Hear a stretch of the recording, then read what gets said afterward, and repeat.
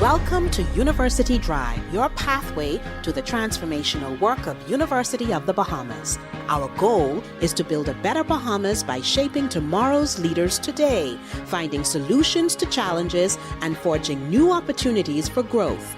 University Drive, where faculty, staff, students, and alumni travel the road of progress together with you.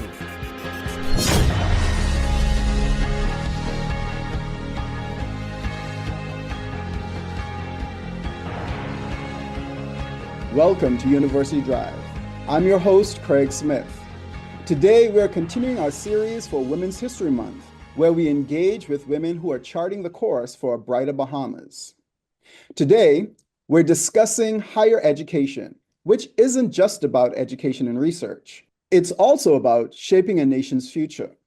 Universities drive innovation, produce skilled leaders, and fuel economic and social transformation. But how do we ensure that University of the Bahamas is meeting world-class standards? Currently, the university is on an ambitious journey towards accreditation. Joining us to discuss what progress has been made and what lies ahead is Dr. Walteria-Tucker Rolle, Assistant Vice President for Institutional Strengthening and Accreditation at UB. Welcome, Dr. Tucker Rolle, to University Drive. Thank you, Dr. Smith. Thank you for being here. I think we can be informal. I can call you Walteria, right? We're sort of friends. Absolutely, Okay, Dr. Smith, cool. Craig. All right, thank you, Walteria. So, Walteria, you've been a part of the UB community for quite a while, and you've been on the show before a few years ago. And back then, you were fully in your role as assistant professor for Spanish. It must be quite a different switch now from faculty to senior administration. Can you talk to us a little bit about that? Listen, it is, but what I often say about just faculty have the capacities, right, to do very complicated things. I mean, we're planners, we're organized. In general, we have really good people skills.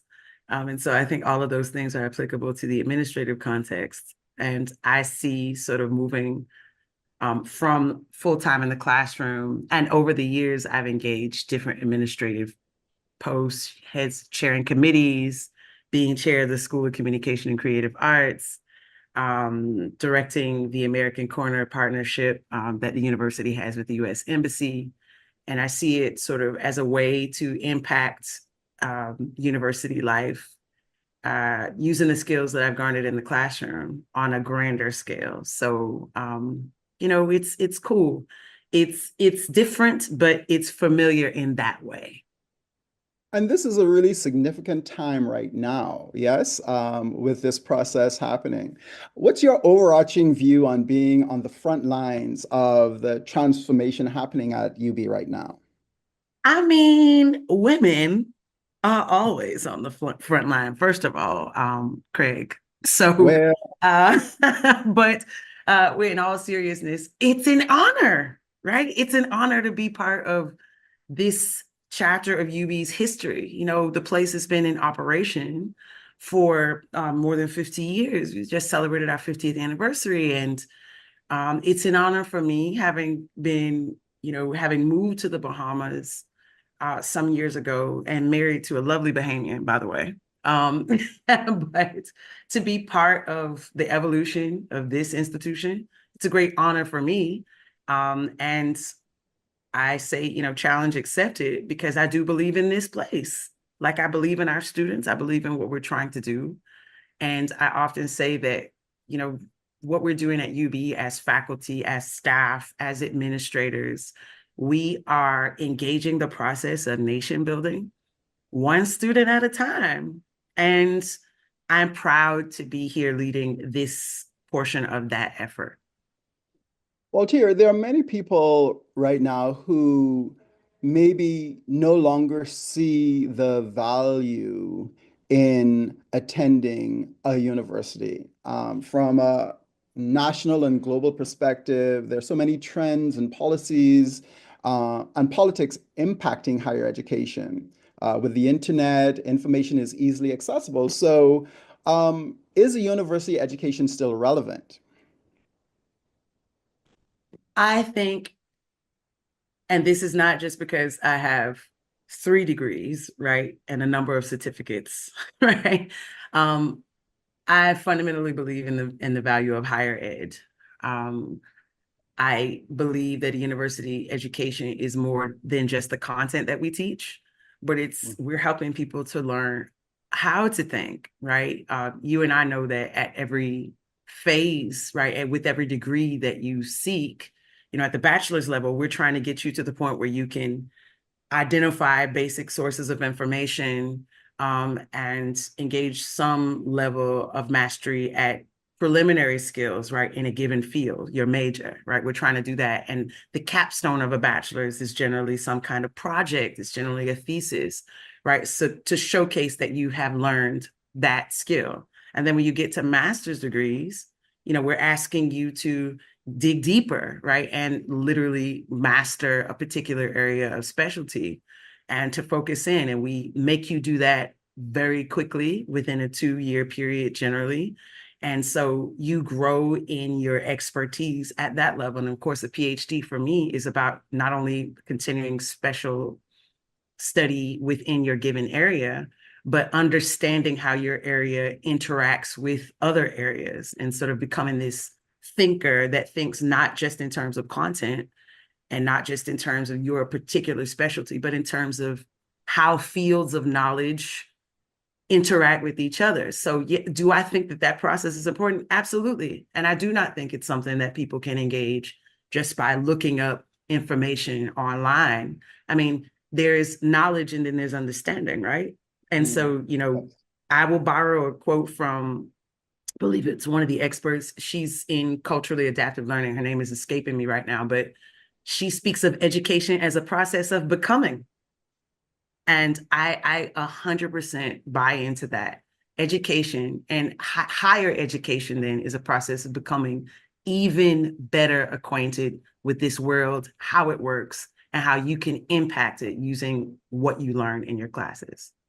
And even in communicating with each other, I mean, one of the things that I appreciated about my education was just being in a room with people from different walks of life, from different backgrounds, and meeting, Exactly. having a chance to commune with them, to talk with them, sometimes about really deeply philosophical ideas, and other times just about, the food we eat and how we cook, those kinds of things. And I agree with you in terms of that idea of becoming a better version of yourself that, you're able to then take back to, your family and your communities and then build and Yes. create more. Yeah. Yes. It is capacity building. It is skills building, but it is not only those things. Right. It's also about, I think, and I'm sure that you agree with this, we fundamentally value lifelong learning based on the fact that we've engaged higher ed. Like we see why it's important because it has personally impacted us. And so, whether or not we're teaching, even after we long retire, I mean, Lord have mercy, it's coming someday, right? Like a long, long way. Away from that, well, I'm I don't sure. know, Dr. Smith. I mean, I think you might have a couple grays, so like you might be a little closer than but what I'm saying is, right, no, I'm just kidding. It's just we will always do this. Right. And I think that we are the better for it. So yes. So this brings us to UB specifically, UB's present and UB's future. It's been in operation now for 51 years, and now we have this huge focus on establishing this perpetual framework for quality. So let's get into the conversation. What is accreditation for those of us who don't know what it is? Why is it so important right now? And why should anyone really care about it?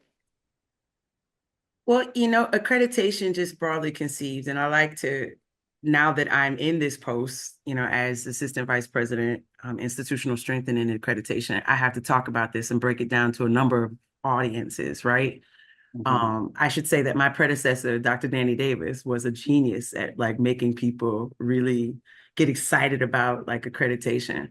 I like to think of what accreditation is with regard to this idea of self-regulation, right?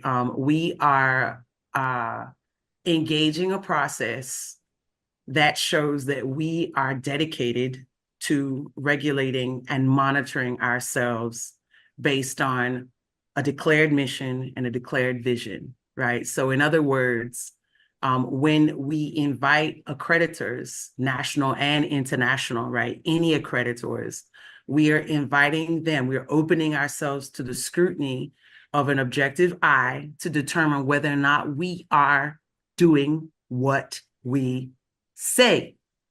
So, the mission of the university, right, is very clear about, our goal, our purpose to advance and expand higher access to higher education and to promote academic freedom, to drive national development, and to build character through teaching, learning, research, scholarship, and service. And our mission is enshrined in the University of the Bahamas Act. And so when we seek accreditation, we're seeking the objective gaze of institutions, international and otherwise, and national, to check us against what we have promised in our mission that we are going to do. And so just simply, I want people to think of it in that way. And as I said earlier, what's great about accreditation is this idea that we are dedicated, right? It is an elective process. Nobody's making us seek to be accredited, right? And clearly we can operate without certain kinds of accreditation. We have been for 51 years. And so it's not about whether or not it's giving us a right to be or ascribing any fundamental purpose to us. We already have those. What it is about is us electing to undergo this,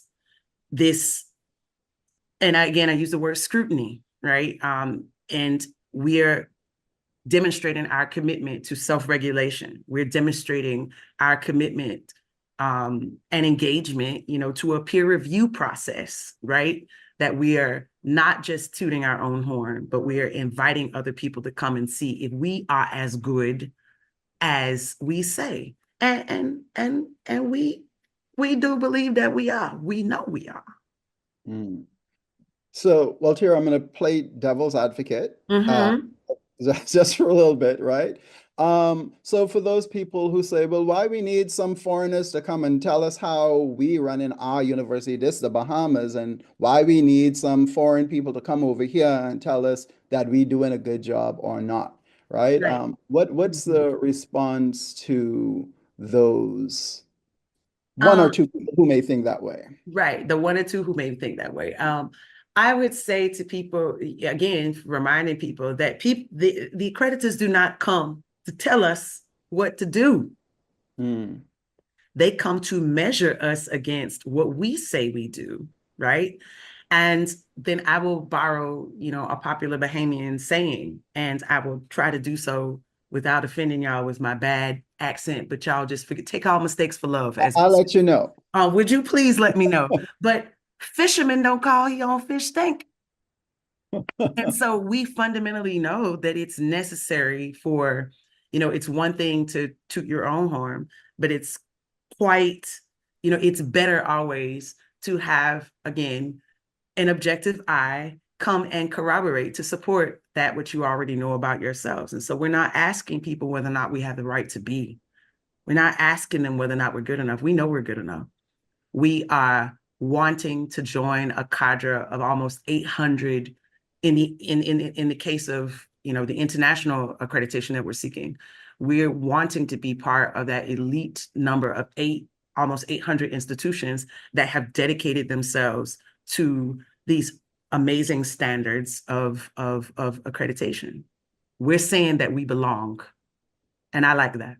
So talk to us about maybe what are some of the big milestones for this process, and what have we met so far? Which milestones have we met so far?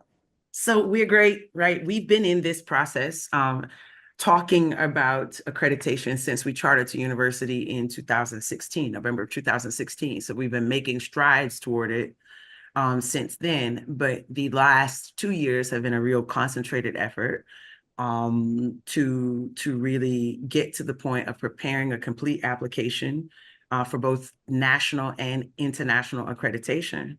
We were able to submit applications in October of 2024 for our national accreditation, and international accreditors received our application in November of 2024.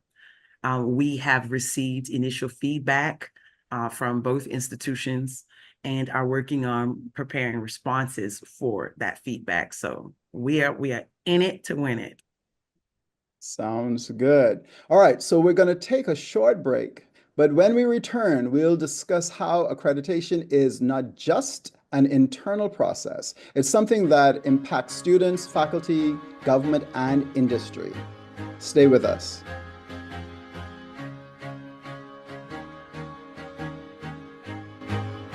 Chapter One Bookstore is proud to serve the students, faculty, and staff of the University of the Bahamas and the community at large. We are the premier choice for the purchase of university textbooks and supplies, and UB logo apparel, paraphernalia, and gifts. We also carry a wide variety of school supplies, learning aids, and leisure books. Visit our copy center for all of your printing, copying, and binding needs. Chapter One Bookstore is located on the ground floor of the Michael H. Eldon Complex on University Drive. Shop with us on Monday through Saturday. You can contact us at 397-2650 or email at chapter1@ub.edu.bs. Follow us on Facebook and Instagram at Chapter One Bookstore. Chapter One, the premier choice.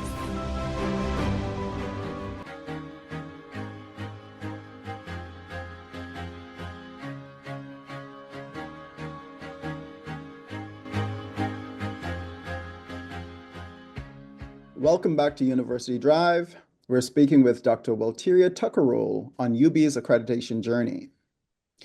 Dr. Rolle, in all the information gathering, the data collection, the fact finding and mobilizing of resources and talent that has had to happen so far in this process, what is the university learning about itself?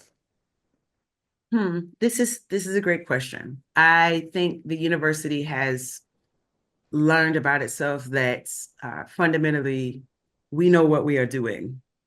And it might sound a little strange, but what I mean by it is this: we have always done some of the key things that are crucial to running an institution that is effective, right? We have always designed our programs in concert and amended them in response to flows in the local and national economy in terms of the job market. We've designed our programs sometimes in direct consultation with industry, and definitely done program reviews, is at least in recent years, most definitely in concert with national employers, so that we're matching what we teach to what is needed in the workplace, right? So we've done that. We have always provided a stellar level of attention to our students, you know, and this might shock you. I mean, like, you're a faculty, but I don't think you realize that our student to faculty ratio, for instance, is overall, and for the last 4 academic years, has been somewhere around 22 students to 1 professor. Now, what's amazing about that is only private liberal arts institutions in the United States and in other places can boast that kind of student to faculty ratio. So we actually, but at UB, over 90% of our courses are offered where there's 1 professor to no more than 25 students. So we have a fundamental dedication, as it were, even down to the level of how we structure our classes. We have a dedication to making sure that we have small class sizes so we can give our students that kind of quality attention. We have great, placement for our graduates. You know, the entire world wants our nurses right? We can't produce enough nurses. Like the United States alone really, incentivizes a lot of our nurses to work abroad because, everybody notices that UB, which is basically the sole trainer, or for many years was the sole trainer of nursing students, right? We have a quality product with that. We have a high passage rate, regionally, and high pass rate for first time, students who's accounting students who sit, right? The CPA, like we have super duper high rates of first time passage because of the amazing accounting program that we have here. We produce, if not all, most of the teachers, right, in the Bahamian Ministry of Education. And so we see that the quality of our educational products, great. Like, again, we have learned fundamentally that we're good and that we're hitting those marks. But on the flip side, we've also learned that we haven't been as great about telling that story. Now, Dr. Smith, you worked here for 100 years. Like, you probably didn't know some of those things. 102, actually. But it's like we do it every day, but we don't necessarily have the practice of telling the story. And so what's great about this process is it's making us document for the purposes of reporting to others and telling that story more regularly, right? So we've learned that we're great at doing what we do, but we're not necessarily, but we need some work, right, on telling the story. We need some work on, we noticed earlier, that we needed some work on getting our policies and procedures in line, right? So last year, for instance, over the last 18 months, right, we had a complete overhaul, right, of our policies and procedures, and we're still in that process. But within the last 18 months, we've revised or authored 120 policies and made sure that they're posted on a new digital platform on our website for ourselves and for all the world to see, right? We know that we need to pursue upgrades into the way that our facilities and things like that are. So we know that, yes, we are good. We do have what it takes to keep operating. We are producing students that are making impact and are getting employed, but we can do a better job of telling that story internally and nationally, I think. And so I'm happy that you invited me here to tell that, because I think some people probably just heard some things that they didn't realize. And, this idea that UB is somehow behind, like internationally, we are not. Our degrees, we're not using accreditation so that our degrees are nationally recognized, internationally recognized. Our degrees and our credits have been accepted internationally for years, for over 40 years, right? So we don't have a problem with transferability and we don't have a problem with recognition. But I will say this accreditation process, it'll add to that, but we already have it. So again, telling that story, right? So that the public is aware. Yeah, we're working on doing that better. All right. And yeah, UB is great. And again, I noticed you conveniently did not speak of the School of English, which has produced. My bad. My bad. Please go there, my brother. No, I'm simply saying, for the size of we're a small department, but many of our students go off to master's, PhD programs, and so on and so forth. And so, wait a minute now, Dr. Smith, not just master's programs, but some of the best. I mean, you guys place students in MFA programs at Brown.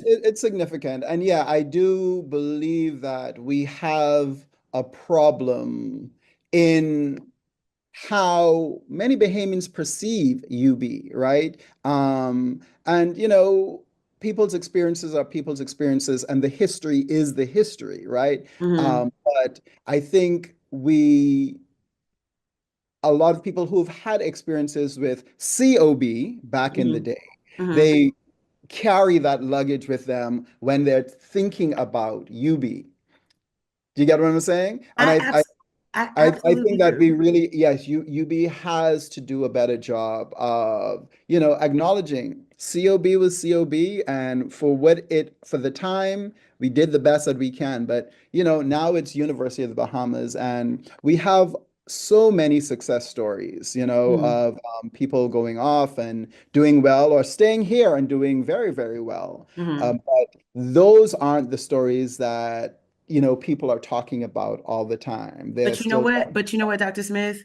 It's Yeah. because we have to tell that story, I think, internally. And so, like, I think we always understood it as a story that people would readily accept. They would see the graduates, they would see, you know, um, one year we had almost 700 graduates and one graduation ceremony. I mean, like, for Mm. a small nation, like, it's amazing that we're producing, that many graduates at any one given time. And, I think that we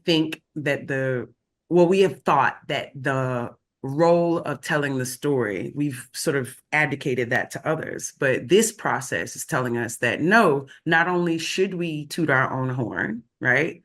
Not only do we need to tell our story just in general, but we need to get used to tooting our own horn, and we need to know that people want to hear those things. People should want to hear those things, and we need to correct, in some cases, the perception of this. We have our university has been through a lot in its evolution. And when we look at, you and I, know of senior colleagues who've worked here for many years, who are stalwarts in education and who have hundreds and even thousands of students that they've mentored into places of personal prosperity and wholeness and to fruitful individual lives, right, in Bahamian society. And so is that not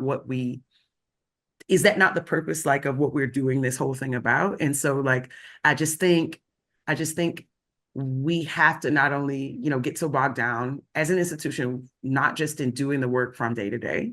We need to be upfront about why we are so good. And to your point about, like, negative experiences that people have had, President Janine Hodder has been encouraging us all as a UB community to think of it this way. She says that we should think of ourselves as an institution in this way. Yes, we are flawed, Mm-hmm.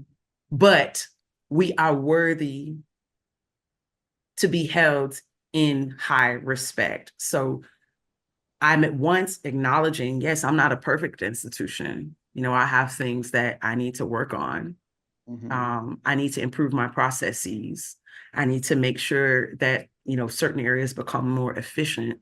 I need to work on certain areas of the customer service experience, both inside the classroom and outside of it, right? But I still am deserving of respect. I need to be proud of what I have accomplished. And so I hope that through this process, UB is armed with more material, with a better foundation to be able to say that.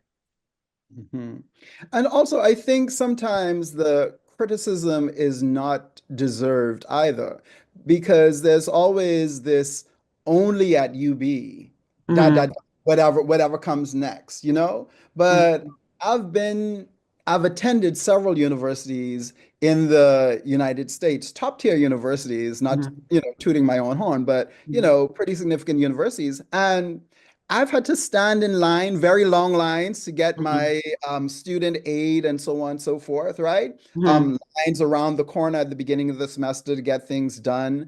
So a lot of the things that happen at this university, they Mhm. happen at all other universities, wherever they may be. So Right. there's this false perception that only at UB X or Y happens. But anyone who's attended universities Or anywhere worked at or other worked ones, at them, which I have, right? you And just. Mhm. yeah, these are things that this is just a part and parcel of the experience. Right. Uh, and UB isn't unique in that particular way, Yeah. right? Yeah. Yeah. Because Yeah. wherever you go, there you are. So yes, UB is great. We produce amazing students UB who, is great, but we still have work. Right. right? So And yeah. we're dedicated to it. So talk to me a little bit about some of the lessons, maybe some of the tougher lessons you've learned during this journey of improvement. Well, I'll speak, specifically to our just deeply questioning processes that we've engaged for many years. I remember when we first started off, a little past charter, sort of digitizing key processes and that process. And then we also changed, to certain kinds of, but there was an investment in some software, right? Some platforms that are now normal to us, but it took us, years to kind of get used to doing things a different way. And especially around And that COVID moment, right? Like that was exactly. tough for everybody.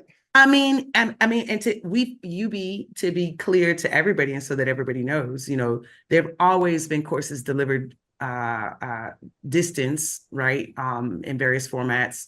For I would say upwards of 20 years, we've had that as an available option for students. But then, of course, yes, the pandemic sort of pushed us into this way where we had to explore even more deeply how to deliver courses remotely. And some of what we learned, some of the lessons that we learned, we were able to then, right, institutionalize as options that we make available to our students today. I'm thinking of the different formats in which courses. So we are primarily face-to-face because our internal data says that that's what our people need, right? Contrary to popular opinion, we do institutional research and we make informed decisions, right? As a part of a strategic, again, this dedication to examining ourselves, right? We know that in general, our students and our people, even in this digital age, prefer face-to-face experience, but they may prefer that experience with a digital element, which is why now we have enshrined into the way that we deliver, right? We have the option for a person to have face-to-face meetings and yet deliver their content online, right? But also with the face-to-face experience. We have a hybrid format, we have flexible formats, and then we do have purely online formats. So we changing the way we do keep things like teaching and learning, right? And, that's hard, right? These are hard lessons that we've learned and failed and tried, over and over again. But I think that we are the better for it, especially now, years after those challenges. Well, Tia, what kind of buy-in at this point do we have from faculty and students in terms of the accreditation process? And how have you, or how Mhm. do we inspire faculty, staff, students? I think in the first instance, and we haven't been so great on this, right? Again, going back to the point of communication, right? We have been really hard at work doing the work that it takes to get these applications in and, working on putting in systems and revising our processes and procedures. But again, always maintaining that constant contact with people, making sure that people are aware of what's going on. It's something that we, that we're working on better because it is the primary way that we're going to inspire people. People don't need to go off and work on things and not understand sort of where we're at and how they are personally impacting the process. But I'm happy to report that we had a general faculty meeting yesterday, and we can tell that our faculty are on board with this. They have done the work to provide regular assessments, right, from semester to semester, which is a requirement of our accreditors, right? They are doing the work and they are inspired. They believe in this. And our students are also proud to know that we are making progress. So we tell the story, we'll keep up the momentum and the support. All right, so we're getting buy-in from our faculty, our staff, our students, but universities don't operate in isolation. They're deeply connected to the workforce, the government policies, and economic growth. How is University of the Bahamas engaging national stakeholders in this accreditation process? Well, obviously, as I said, through the program review process, which is key to interrogating our academic product, right? We are reestablishing, we had a policy put into place a couple of years back, again, now institutionalizing something that we were doing anyway, right? This idea of program review boards that allowed for members of industry to sit with the people actually writing curriculum at the university to give their feedback on, how our actual programs could be changed to better fit the needs of the workplace. And so we've done that with just about all of our academic programs. And I know our Vice President of Academic Affairs and Provost, Dr. Maria Woodside Oriaki, has put together a system in place to make sure that happens on a regular basis. And so that's just one way that we are doing it. And, we are seeking more and more international partnerships all the time so that we can increase, right, our offerings of study abroad opportunities and faculty and student exchanges, right, abroad through our Office of Global Programs and International Studies. And so those are just two ways that I could think of. But I know you're trying to rush me to break, so I'm going to stop right there. Maybe we could continue this, right? All righty, thank you. And you're correct. We're heading into another break, but when we come back, we'll talk about misconceptions and key takeaways. We'll be right back.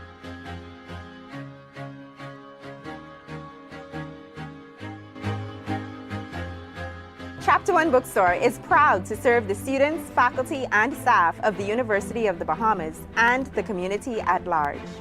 We are the premier choice for the purchase of university textbooks and supplies, and UB logo apparel, paraphernalia, and gifts. We also carry a wide variety of school supplies, learning aids, and leisure books. Visit our copy center for all of your printing, copying, and binding needs. Chapter One Bookstore is located on the ground floor of the Michael H. Eldon Complex on University Drive. Shop with us on Monday through Saturday. You can contact us at 397-2650 or email at chapter1@ub.edu.bs. Follow us on Facebook and Instagram at Chapter One Bookstore. Chapter One, the premier choice.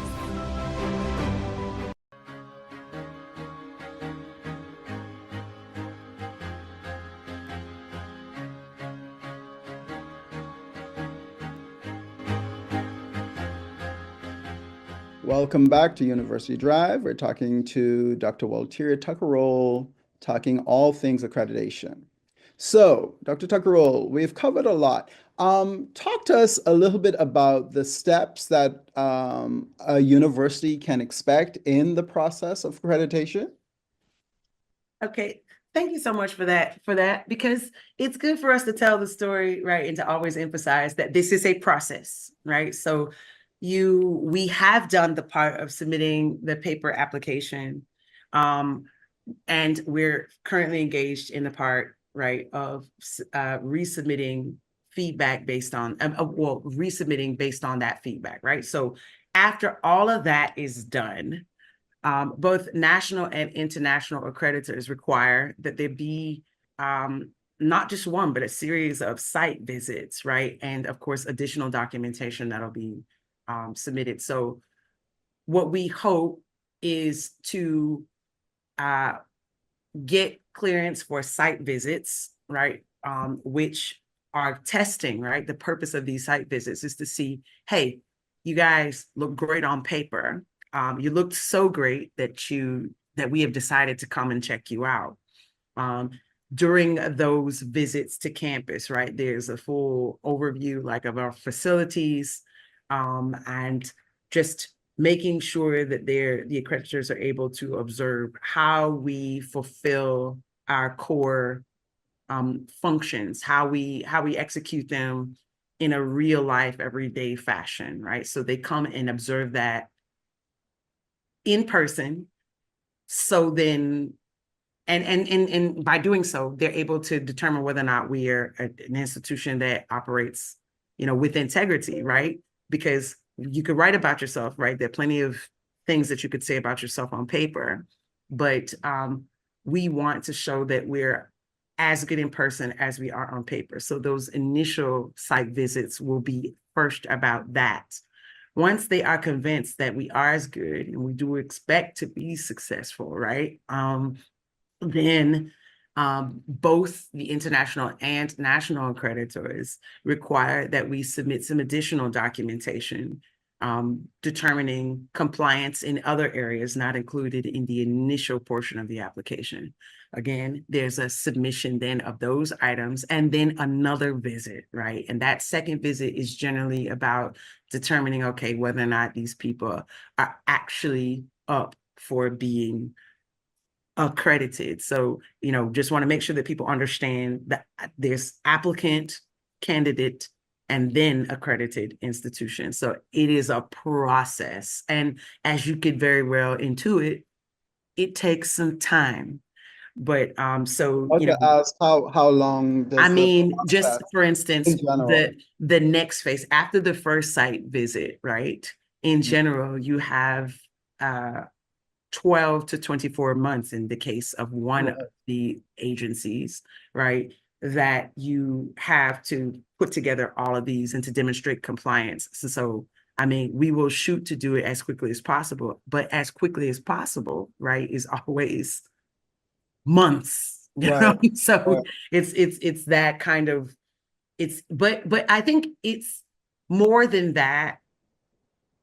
Yes, it is a process, and yes, it's going to span multiple academic years, and it has, right? I think it's just,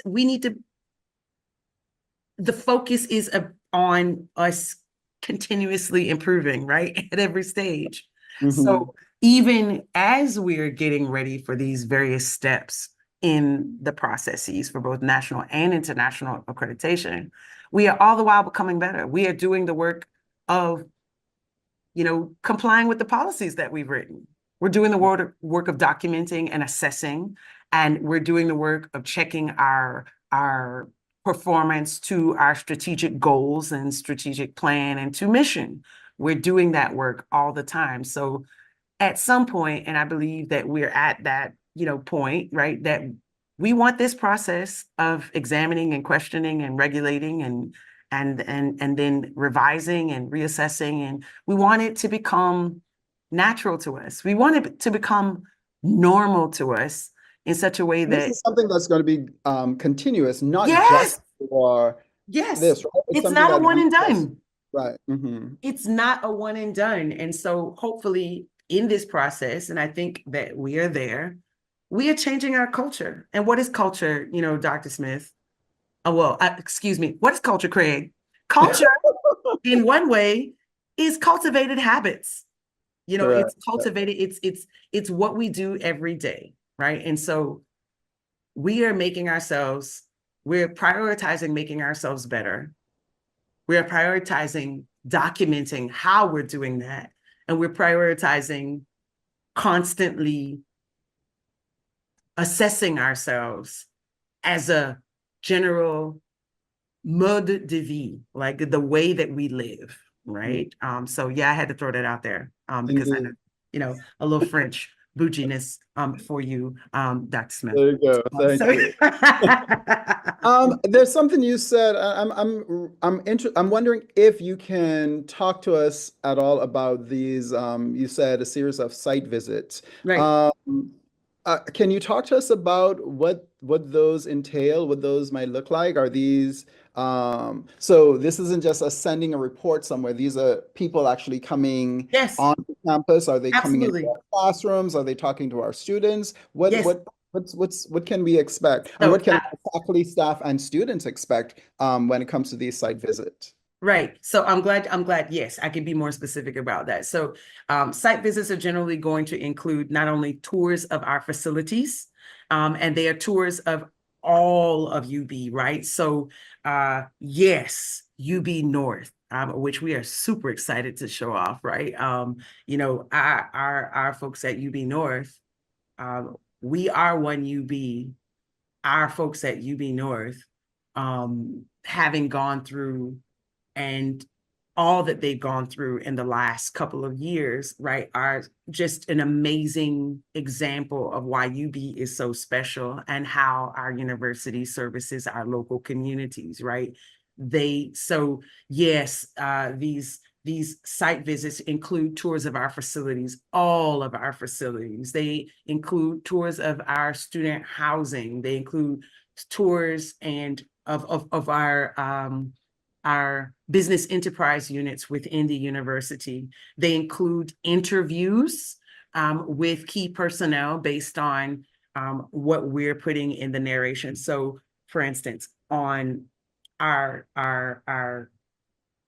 some of the standards have to do with how we evaluate and recruit, right, our faculty, staff, our administrators, for instance. And so that if you could imagine it like this, if each standard is a chapter, then they're going to read the standard offsite and read the chapter offsite and then come and sort of do an in-person interview or question based on what they've read. And so they will ask for not only supplementary documentation that we may not have included in the first instance, but they will also ask to speak to particular persons and, to see, again, always matching, is what you said on paper what you actually do. And in one of the instances, I said integrity is key to this process, but one of the instances, that integrity is an entire standard, right? And they don't allow you to write about it. Either you're compliant or not compliant, and they observe that through the site visit. So that's why site visits are important for this process, so that people are matching. People can be assured that what we're saying that we do on paper is what we actually do. And so the public and all of us internal to UB, like, we can all be proud of the fact that, yes, when this happens, we're able to show them, all of us, we're not seeking to hide anything. But even with, again, we are flawed in some cases, but we have been in continuous operation for 51 years. We have trained the best and brightest in the nation for years. And I'm sure that our folks in communications could give us some even more stats, but every year, we celebrate, UB in Parliament. Like 50% or above of our parliamentarians are graduates of this beloved institution, and all of the teachers and all of the nurses. And so we have, again, something to shout about, and not to mention our students being placed in graduate schools. So we are 100% convinced that we have what it takes, and we are fine with our site visits to show that. And I think it's exciting for faculty, students, and staff as well to know that at least some of them, that their voices will be heard, that they can speak to these folks and talk about their own experiences at UB, right? Right, you're right, because they're not just depending on people like me telling that story. Yeah. Yes. And I think that's important. It makes us all feel like we are actually a part of the process, right? That our voices matter as well. It's not just coming from the top down, but we are also, they want to hear from us as well in terms of what our experiences are, what we think needs to be done better, what has been working for us, and so on. And it gives a more holistic view of the institution, right? Not just from those bigwigs, right? Oh, stop it. Stop it. So yes, no, but 100% on, 100% on. And this, nobody, no one unit, no one position, no one person owns accreditation at UB. Right. We all do this, and we all own this process. So you are 100% right on with that. Yeah.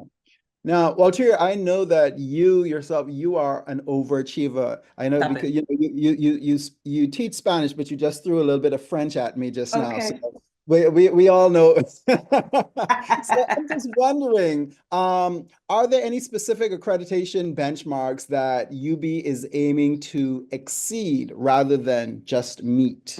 Have you thought about that at all? All of them.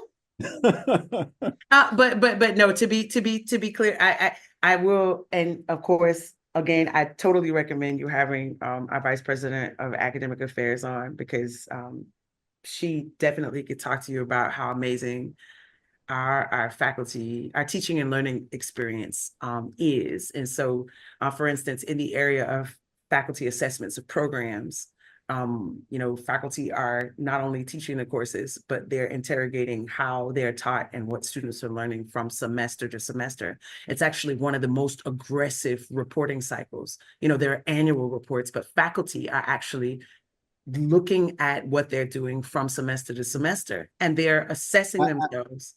I'm on the committee to do that for our department. So yeah. the struggle is real, and though that it's also important. So you suffer through that because it's important for us to be constantly interrogating how well are we hitting, how well are we fulfilling our core purpose? How well are we educating Bahamians? And how well are we educating our students? And it's actually a great process to go through, right? Because yes. Oftentimes we sludge through day to day, and we think we know what we're doing, but to actually sit down and have a conversation and set up these benchmarks and figure out how we are going to, for ourselves, understand how our teaching is affecting our students, and whether they are, whether the classes we teach are actually going to get them to hit those benchmarks that we want. And when you go through the process and you're like, oh yeah, this is what we're doing and this is how we test for it. And this is, and then at the end, when you actually go through the process and the students, you see that they hit all those benchmarks, it's a really gratifying feeling, right? And Yes. then for yourself that, oh yeah, we did that. And yes. And of course, all the services that work along with curricular services, right?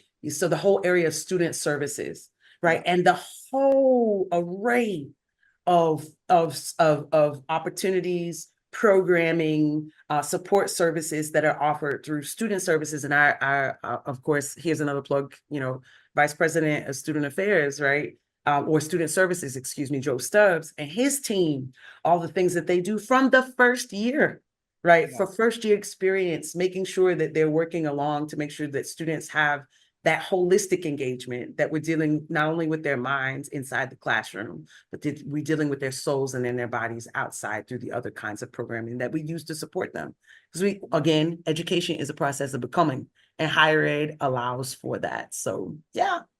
Amazing. So, Walter, we're almost at an hour, but before we end, I want you to give us what are some key takeaways that you want our listeners to have at this point in terms of the university's new era, right? So we're thinking about University of the Bahamas and where we are now. What are some of the key takeaways you want our listeners to understand about who we are, where we are, and where we're going? And if they want to get involved, how can they? Wow. That's a tall order, Dr. Smith. But again, we're telling our story. UB is committed through this accreditation exercise to continuous improvement. We're dedicated to getting better all the time.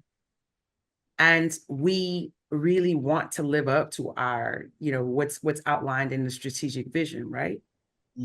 That the university, we want to be that primary resource for research and innovation and community engagement. And we want to meet the educational aspirations of our students, both our graduate and our undergraduate students, right? We want to always be promoting the values of learning, leadership, and service in everything that we do. And so we are your university.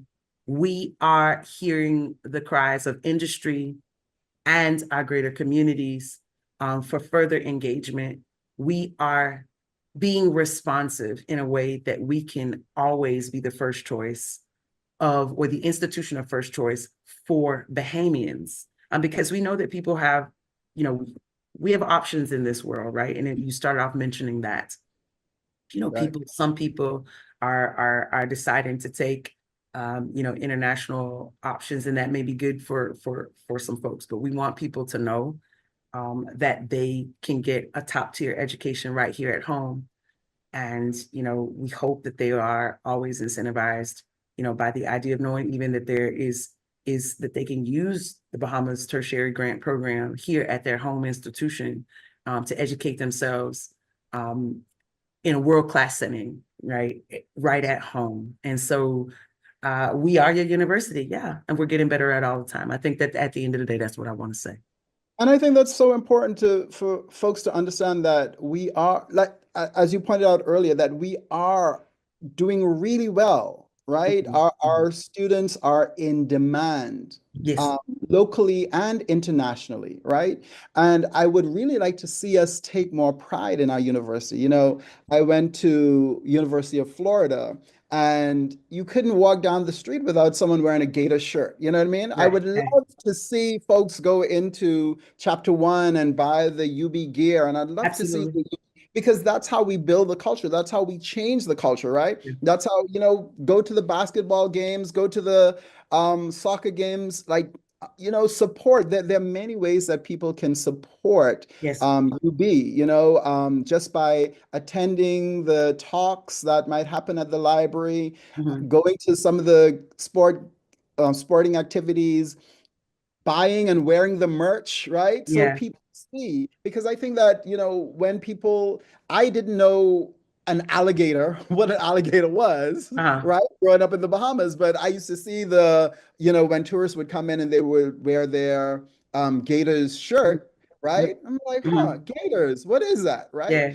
And I think even in some ways, in terms of how we inspire younger folks now, so they understand that UB is an option for them as well, is they need to see it. It needs to Mhm. be demonstrated to them. They need to go to the games, and, people need to talk about it, and people need to wear the shirts and stuff like that. I think that, that is a simple way that we can help UB to Right. be the institution that a lot of people claim they want Yes. the university to be. But that, like you said, in culture, it's what we do. We Right. create that, right? Right. And Right. so I think Let's it's get really excited about it.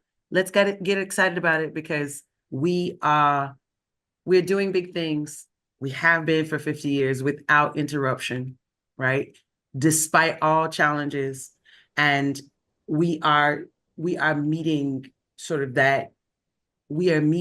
that public national demands for providing a world-class experience, training students for life in a global society right at home, and building this nation one person at a time. So yes, 100%. Go Mingos, Mingo Nation.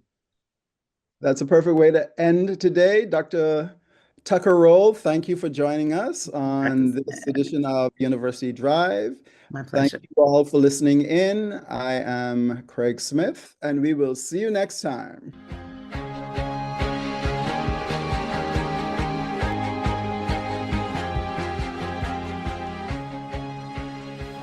University Drive is a production of the Office of University Relations at University of the Bahamas. All rights reserved.